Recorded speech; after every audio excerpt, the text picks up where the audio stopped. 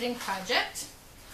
And for those of you who follow me on Instagram, you know that the other day I got my mangle.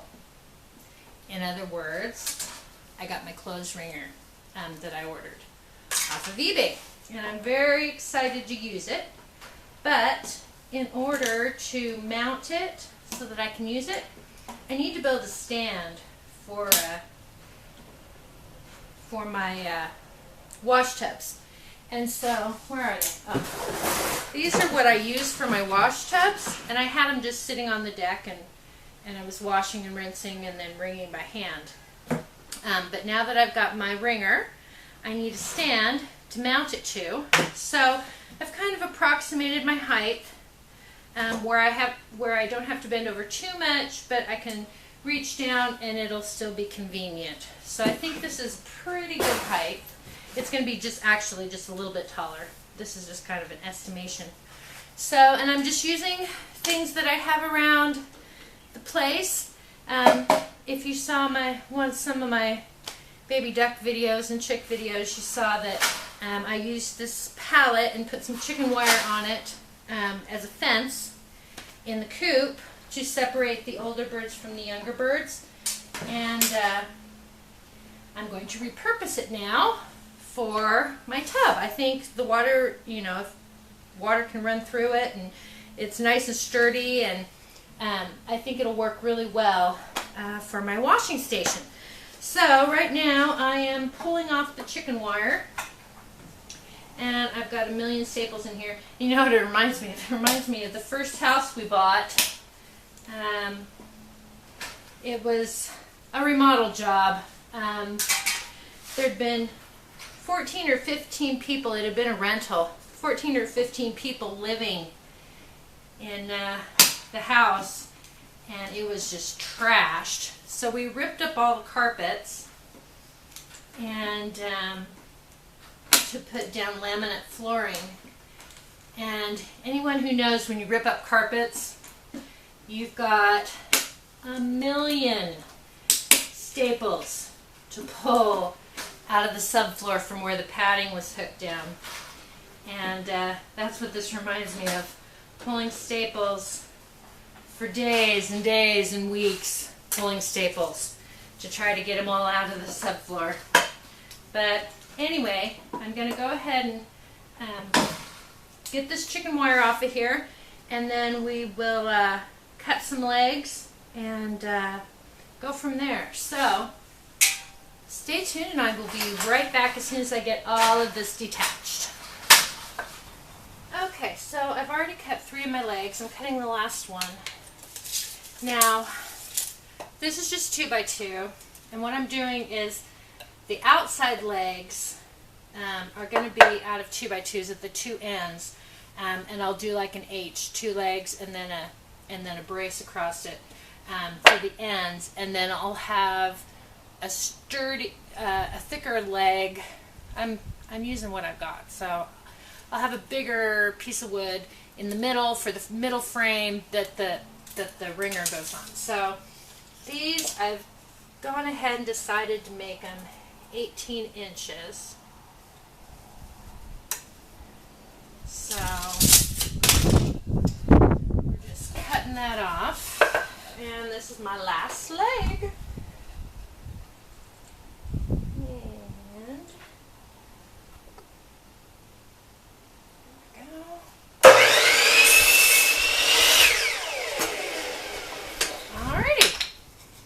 There's my 4 legs, and I'll go ahead and start to put those in place and see how long I need to do the brace in the middle. So I'll be right back. Okay, so I had an epiphany, and I made a trip to the hardware store, and this is what I bought. I decided to make these legs collapsible so that if I want to fold this up and store it when I'm not using it, I can do that. So what I did was I bought a table hinge, and then I bought this narrow hinge to hook to the leg.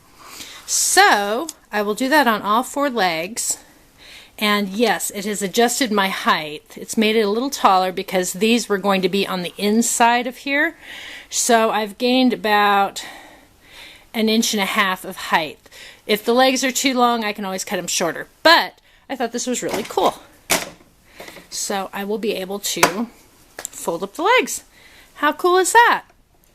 So I will get all the legs put on, and then I will measure the distance, of course, from leg to leg to do my cross brace, and then we'll move on to the middle. But I thought that was pretty cool. So I pre-drilled my holes, screwed in all my brackets and my little hinge, and so that way it'll be able to be folded up and put aside when I'm not using it. So I just thought I'd share that with you, and we'll go on from here. I'll be back in a moment.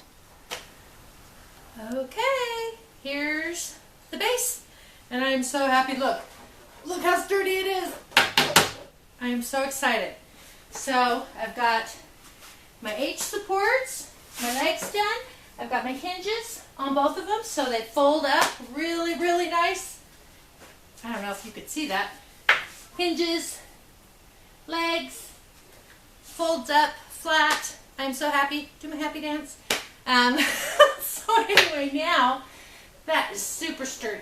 So where my wash tubs go, I have a wash tub and a rinse tub, and then right in the middle here I want to do another support that my wringer will go on, so I can go from a wash, wring it into the rinse water, wring it, hang it up. So now I've got to go dig up some more lumber and to make my legs. And what I'm going to do, what I've decided to do is, I bought these bolts, and I hope you can see that. I bought these bolts, and so what I'm going to do is, when I make my center support, I'm going to drill a hole through the support, through that, so I can just put these bolts, and I've got some washers, put those bolts through, so that when I want to fold it up, I can just pull this pin out and remove the middle section, and then fold up the legs, and then it's all really compact. So that's the next step. I'm so excited. So I just have to get some lumber for the middle. So I'll be back. Okay guys, it's done. I'm so excited. Okay, so here's what I did. I used the same 2x2s to build the legs and the little braces at the bottom. I've got my pins that go through my washers, through another washer with the bolt on the back, so I can take this frame off if I need to, or when I want to fold it up, save space. Okay, and this is a 2x6 off of a pallet, and to reinforce it, I've got little angle brackets here, and then I screwed it in from the end right here. Now, of course, there has to be a glitch in every project. This went together way too easy for me until the very end. I had to, if you can see right here, I had to take a little bit of meat out of my 2x6 because this right here was kind of narrow. It was just a little too narrow to fit over this 1.5 inches. It's actually 1.5 inches when you measure it out. So I had to take out, I used a saw to cut down, and then I used a chisel to chisel out this meat in here to make it a little bit narrower so that that would slide on there easily. So, but this is my mangle, my clothes wringer that I got off of eBay for $25 plus shipping. And it works. It's beautiful. I am so super excited. Now, originally I did order the one that's on Amazon that everybody has, that you guys all know what it looks like. And I bucked up the money and I went ahead and ordered it. And when it arrived, the frame was bent. The frame on it was bent. Wonderful quality, made overseas product. Made in China. Okay, and I was just disgusted. Sent it back, went on eBay, and this is what I got for about, a quarter of the price, a third of the price. I got this mangle. It was manufactured in 1911. cast iron in awesome condition and still in working order. Even the rollers, no super big cracks or anything in the rollers. So I am super, super excited to use this. I know people probably think I'm crazy. Oh, she's excited to do laundry. I really am. I can't wait. So it all went together really well. And next you will be seeing me do laundry. Hooray! And of course I have my mess everywhere. Maybe I'll let my husband clean it up. I'm having a heart attack just looking at it. What? I'm having a heart attack just looking at the mess. You're having a heart attack looking at my mess? I'm going to pass out. I'll clean it up. I'll do it. I'll clean it up. Anyway, there is my beautiful off-grid wash stand. So I hope that helps somebody out there. There is someone who makes these and sells them for a ridiculous amount of money I was not about to pay. So I did it myself, and you can do it too. And guess that's it. We'll talk to you later, and don't forget, God is good. We'll talk to you on the next video. Bye.